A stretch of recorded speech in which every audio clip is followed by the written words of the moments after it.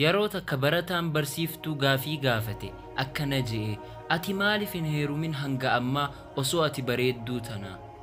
Isiinis dubartii takkaa ture tan ilmaan dhalaa 5 qabdu.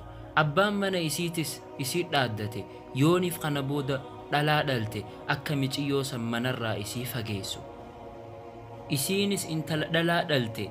Abbaan mana isiitis miiciyyoo tana fuudhee hulaa masjidaa dura kaa'e.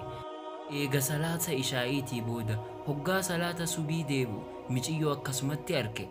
Namni tokkolleen isiin fuune akkuma inni kaa'ee deemetti jirti. Fuudhee mana deebise guyyaa hunda fuudhee masjida dura kaayuu itti fufe akkasumatti yeroo subiitis isii arga. Guyyaan 7 dabre osuma haala kanarra jiranii haati isiitis qura'aana irratti qaraatee rabbiitti kadhatti akka namni tokkolleen isiin fuune. Gurbaan isiifatee firraa mana galche haatiinis hedduu gammadde. Yeroo lammadaatis haati ulfooyte ammas sodaan haarawaan deebite. Haa ta'u yeroo tana kadhalte dhiira ture ammoo miiciyyoon guddoon isaan qaban ni duute. Ammas ni ulfooyte miiciyyoon itti aantus ni duute. Tura keessa haati duutee miiciyyoonis guddatte ilmaanis guddatan. Barsiiftuun barattootaan jette, eenyu ni beeytanii miiciyyoon inni masjida dura dhiisee biraa deemaa ture sun? Tan inni ifirraa fageessuu barbaade sun, isiin sun ana.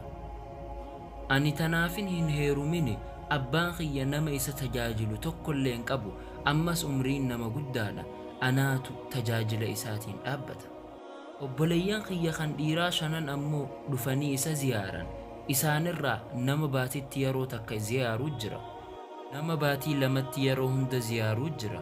Abbaan kiyya yeroo hunda ni booya sheenaa waan natti hojjetee saniif. Haa jennu ani ammoo abbaa kiyya nin jaaladha. Isalleen tajaajila hangan lubbuun jiru. Daawwattoota keenya kabajamoo yeroo rabbiin ilmoo dhalaa siif kenne alhamdulillah jee. Yoo feete rizqiin tee isiin tanaan siif barreeffamte taha. Rabbiin dhiira ambiyoota godhuun isaan kabaje ammoo dubartoota haadha ambiyootaa godhuun isaan kabaje. Jannatas miila haadholii teenyaa jalaan godhe. Nutis isaan kunuunfachuu qabna qalbii gaariin. Wallaahi seenaan tun barnoota guddaa of keessaa qabdi nama qalbiin gallaaleef. Nama viidiyoo tana dhaggeeffatee arge hundarraa ni qajeela. Akka viidiyoo tana share godhu. Ammas akka chaanaala keenya naa iftiyu YouTube gubbarratti subscribe nuuf godhu. Jazaakumullah.